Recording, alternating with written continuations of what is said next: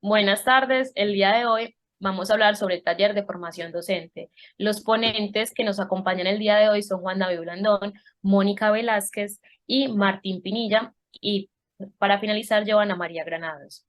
Entonces, en este taller de formación docente, escogimos un público que son los maestros del sector rural, de los grados de básica primaria, del departamento de Antioquia, municipio apartado, zona rural, específicamente el Colegio de las Playas, y la duración va a ser de 3 días. Ahora vamos a hablar sobre la selección del contexto. Escogimos apartado porque todos tenemos algún tipo de experiencia o vivencia dentro del Urabá antioqueño. Por ejemplo, yo nací en el Urabá antioqueño y la compañera Mónica ha vivido en ese lugar. Y también es un lugar que es muy céntrico porque está entre el Chocó, Antioquia y la costa caribeña. Entonces, Apartado, pues es un municipio de Colombia ubicado en la subregión de Urabá, en el departamento de Antioquia, en el cual existe una mezcla de culturas. Esto anterior es porque al estar en un lugar tan céntrico, tenemos muchos grupos culturales que llegan aquí, sin embargo, también tenemos con etnias propias como son los Emberá y los Catillo.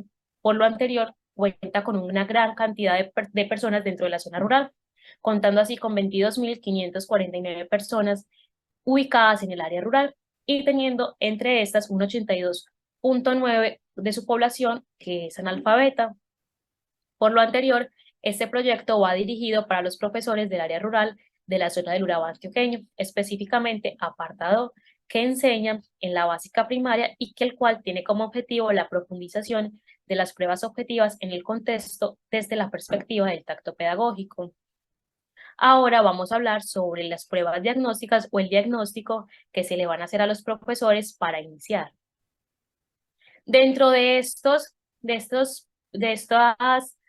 pruebas diagnósticas vamos a dividirnos en 3 ítems a tratar, que sería qué es la prueba objetiva y todo lo relacionado con el conocimiento intrínseco de las pruebas objetivas. Después pasaríamos para un segundo ítem, que son las condiciones emocionales de los profesores sobre la prueba objetiva. Aquí vamos a desarrollar un poco más cómo influyen las emociones personales, externas, los estímulos internos y externos a la hora de realizar una prueba objetiva.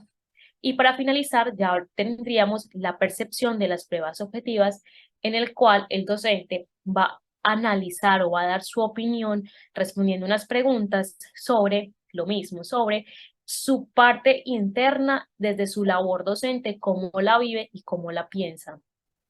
Después pasaríamos para los conversatorios, donde el primer conversatorio sería la modernidad y las pruebas objetivas, amigas o enemigas. Las personas, las ponentes que van a ser parte de este conversatorio sería Juan David Blandón y Ana María Granados.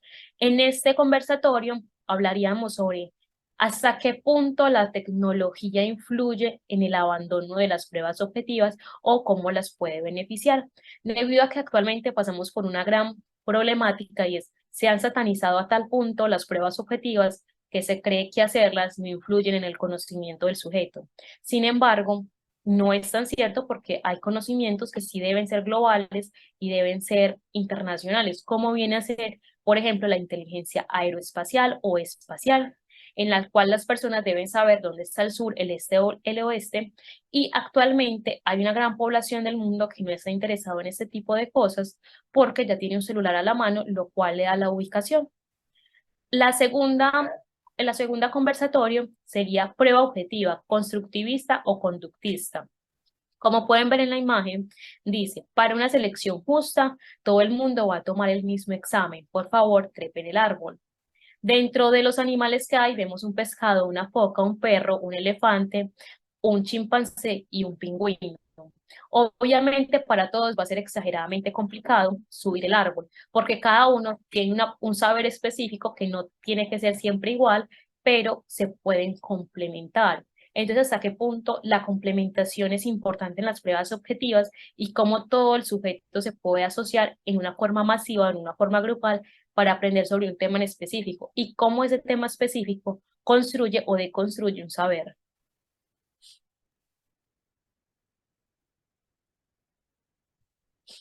A continuación, la compañera Mónica nos va a hablar sobre algunos ítems. Listo. Saludos a todos. Entonces vamos a proseguir ahorita con lo que compete, que sería el estudio de caso como tal. El estudio de caso lo vamos a dividir en tres procesos que serían, o en tres ítems que serían el proceso de aprendizaje, la contextualización y el análisis. Eh, ¿Por qué lo hemos querido presentar de esta manera?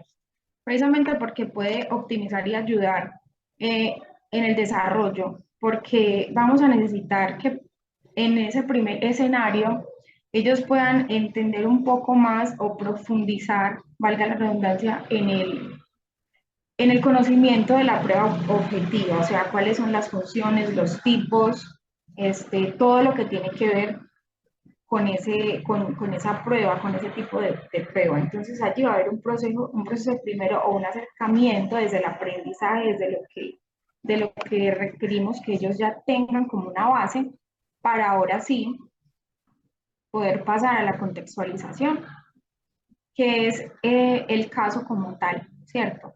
Eh, en ese momento, en ese momento, o más bien volviendo al primero, quisiera que David me ayudara entonces pasando la diapositiva a eso. Porque aquí vamos a hablar primero en el de aprendizaje, de la prueba objetiva, de sus características, ¿cierto? Entonces también podrías pasar a la siguiente para que se visualice lo que es como tal la actividad con la que ellos van a tener interacción, ¿cierto? Es una actividad que está realizada en Genially. Eh, Tenemos allí a disposición video, va a ser demasiado interactiva y la idea es que les quede como demasiada certeza y demasiada claridad respecto a lo que nosotros vamos a exigirles ahorita sí que pongan en escenario. Dentro de ella también hay una actividad. Pero entonces pasando a la contextualización, ahora sí entonces, la siguiente diapositiva, vamos a dejar que ellos se adentren en ese caso, en esa situación como tal, y la analicen, se apropien de ella, para que puedan en el siguiente escenario poder traer sus propias respuestas y conclusiones. Pero entonces aquí en esta contextualización vamos a presentarles un videoclip que yo también quisiera que nosotros visualizáramos en ese momento, ya que la verdad es bastante corto. Entonces, después de esto seguimos.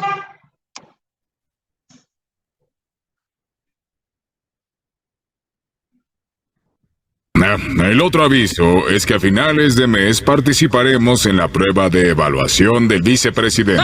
¡Asco! Lo evaluaremos a él, no a ti. ¡Lo retiro!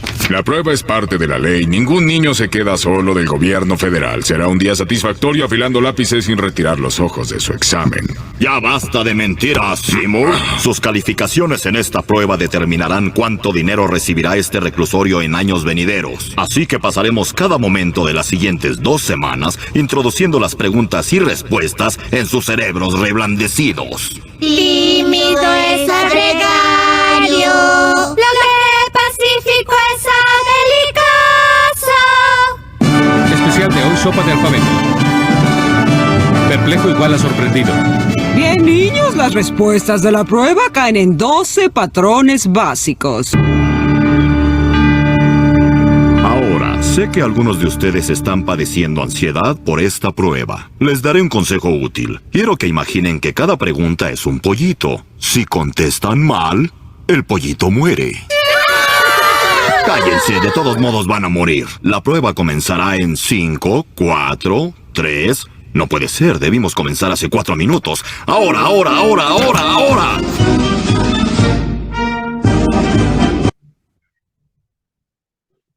Listo, muchas gracias David. Entonces sí, aquí tenemos el caso que precisamente nos muestra una institución educativa que llega a ese momento de participar en las pruebas nacionales, pero es una situación que pone en aprietos la parte administrativa y las zonas de gestión educativa de dicha institución.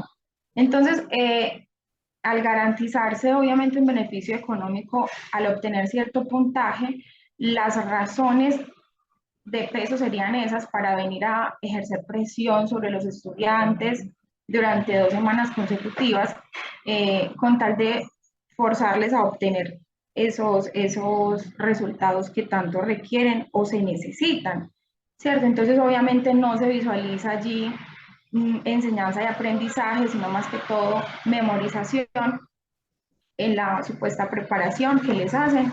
Y es entonces su manera de estimularles como tal. Entonces se deja ahora sí como esta inquietud, se deja este caso allí abierto para que los docentes, participantes o si del taller como tal, ellos puedan entonces responder a 5 preguntas de análisis en las que una, por ejemplo, es, es sencilla, cumple la institución con su función, sí o no, y también responder el por qué. Entonces así hay una secuencia de preguntas en las que ellos deberán dar como tal su opinión respecto a lo que ya pudieron haber aprendido y haber analizado de la situación. Ahora vamos a seguir con Juan, quien nos va a presentar la siguiente etapa. Sí, muchísimas gracias, Mónica. Bueno, yo les voy a hablar sobre las rúbricas de las actividades que vamos a realizar para este trabajo, que son primero que todo 2 rúbricas de 2 actividades principales que se van a realizar con los estudiantes y docentes de apartado 1. La primera actividad de esa rúbrica es un análisis y una reseña de la película Freedom Writers, donde los estudiantes y los docentes tienen que ver esta película, tienen que analizar qué características hay similares con su entorno, tienen que mirar también cómo relacionan en su entorno social a esta película y cómo pueden ver que esas problemáticas sociales que se ven en la película y que están relacionadas con su vida se pueden solucionar de alguna forma por medio de los procesos de evaluación. La segunda actividad es una entrevista a las personas de su entorno, donde también hacen entrevistas sobre problemáticas sociales, sobre todas las cosas que caracterizan su entorno y cómo pueden solucionar y cómo pueden encontrar una perspectiva para arreglar todas esas problemáticas que tengan en su entorno social. Esas son las 2 actividades. En el trabajo también están las 2 rúbricas. No sé si deberían mostrárselas en este momento, pero sí, esas es las 2 actividades. Ya a continuación continúa, vale la redundancia, nuestro compañero Martín Pinilla.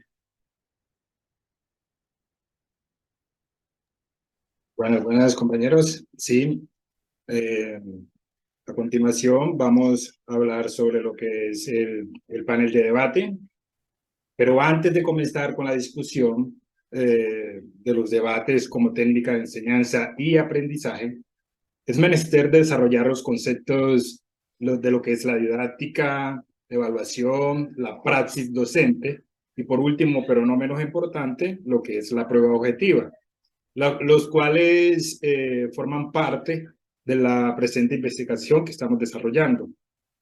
El término didáctica proviene del griego didaskein, que significa enseñar, instruir, explicar.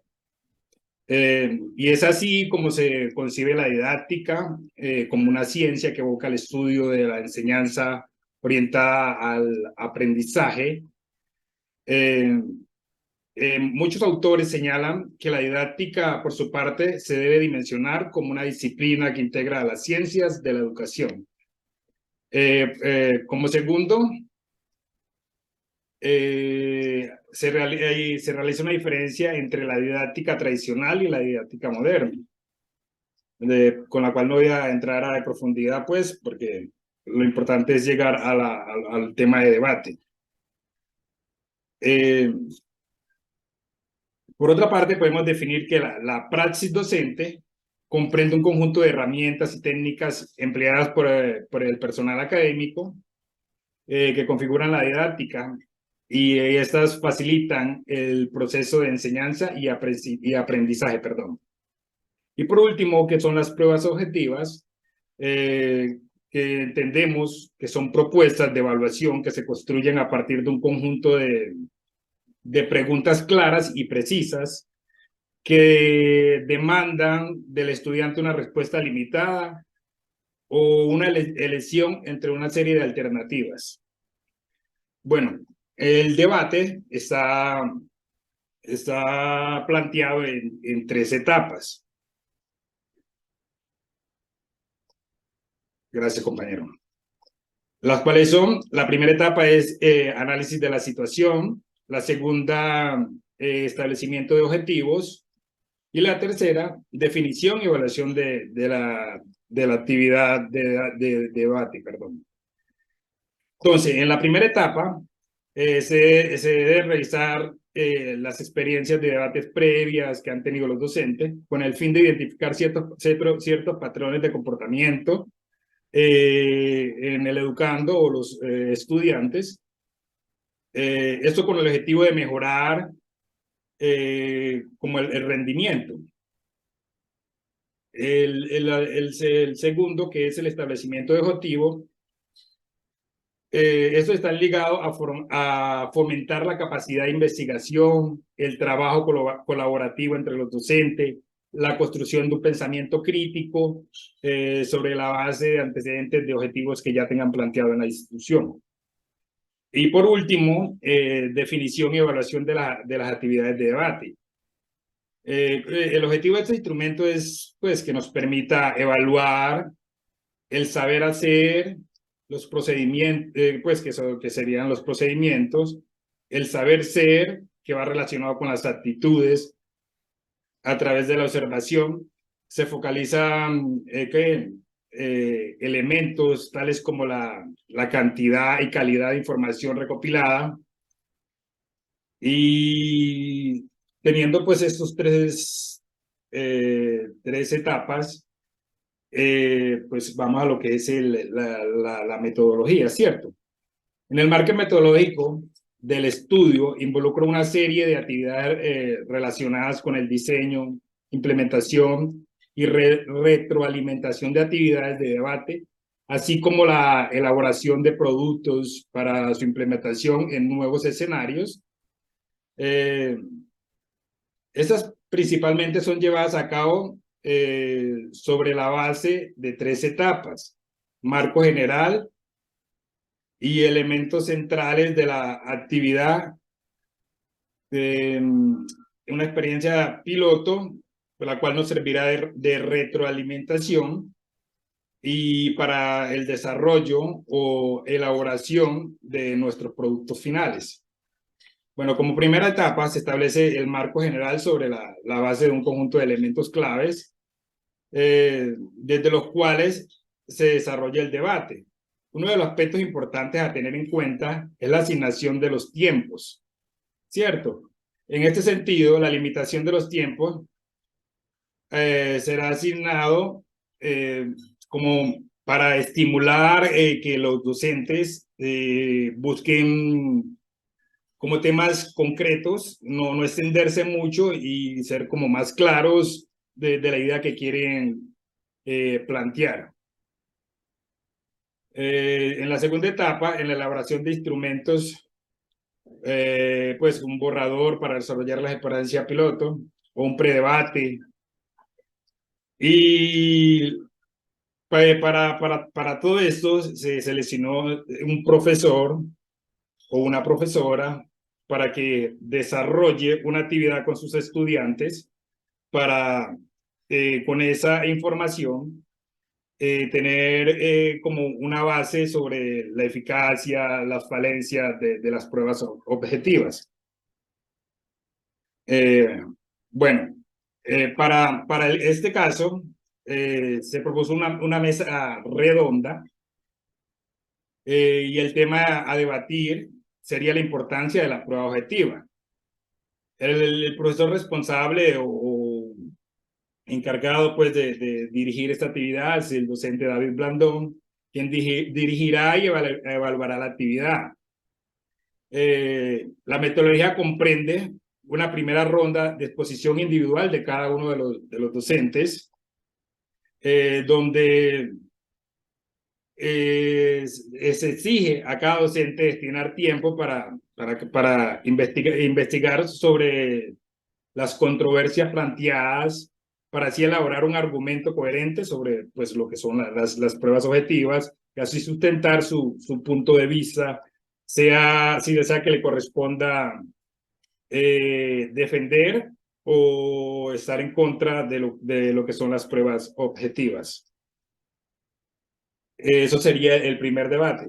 En el segundo debate se realiza que se desarrolle un ensayo de forma grupal en el cual van a defender su postura los docentes y deben presentarlo pues al encargado. Este se encargará de analizar y luego deberán elegir a un representante para que realice la exposición desde su punto de vista. Seguimos con el siguiente compañero. Para concluir, pues se espera que para que los resultados sean óptimos, se requiere pues que se establezca, ¿cómo lo diría? Que se establezca, sin embargo, para que los resultados esperados sean óptimos, se requiere que este tipo de actividades se desarrollen de manera sistemática durante los procesos de capacitación. Por tal motivo es necesario comprometer a la participación de todos los docentes de una manera responsable. Muchas gracias. Continuamos con el siguiente compañero sobre los momentos de la evaluación.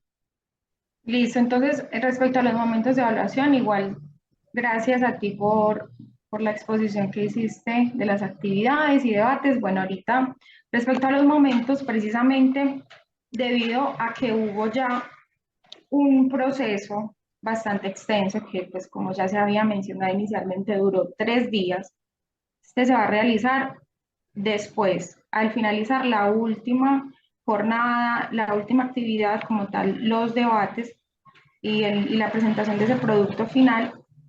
Entonces ahí nos vamos a disponer ahora sí de realizar todo el proceso evaluativo. Obviamente se debe esperar hasta el final porque se deben evaluar las presentaciones que se hicieron en la coevaluación, por ejemplo, ¿cierto? Y además, pues todos sabemos que la autoevaluación como tal, pues que sí tiene que ver con los puntos o los criterios que que hemos escogido para que se evalúen, pues tiene que ver precisamente con todo el desarrollo del taller como tal. Entonces, en la autoevaluación, aquí tenemos un ejemplo, ¿cierto? El criterio como tal, primero sería el desarrollo del taller, y así hay otra cantidad de criterios. Entonces, cada persona pues evalúa si le pareció excelente, si fue bueno o si pudo haber dado más. Ahora ya vamos con la coevaluación, que precisamente, como mencionaba, va ligado a lo que ya pudimos visualizar de nuestros compañeros, cómo fue su participación, cuál fue como su disposición también, el dominio de los temas, la elaboración y la calidad del producto, ¿cierto? También la asertividad a la hora de interactuar. Entonces, bueno, esos también van a ser evaluados de esa manera. Y por último tenemos la heteroevaluación, que esta pues la pensamos más bien a modo de feedback, pero que sea bastante participativo, que todo el conjunto o todos los que fueron y estuvieron allí en el taller puedan tener vocería, puedan tener la oportunidad de mencionar esos puntos a mejorar lo rescatado, lo odiado, lo poco interesante, las técnicas que fueron implementadas, si tuvieron buena calidad o buen desarrollo. Entonces allí no solamente se va a evaluar el taller como tal, sino también a los expositores, pero también a los asistentes y gestores. Entonces esa sería como la última etapa.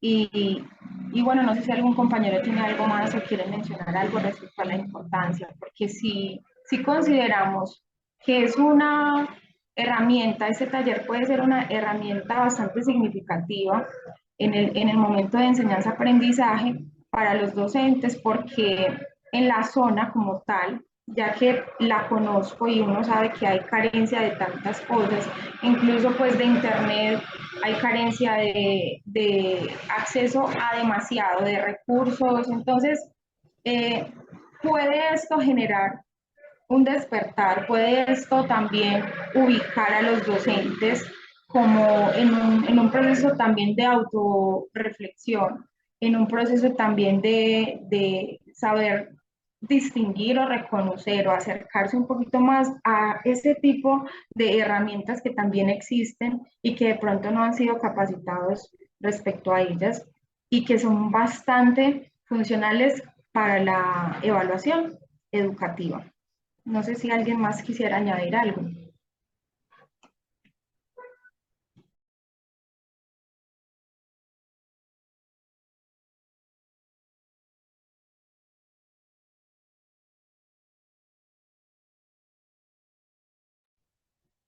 Bueno, entonces les damos las gracias por habernos atendido, escuchado y que tengan una feliz tarde.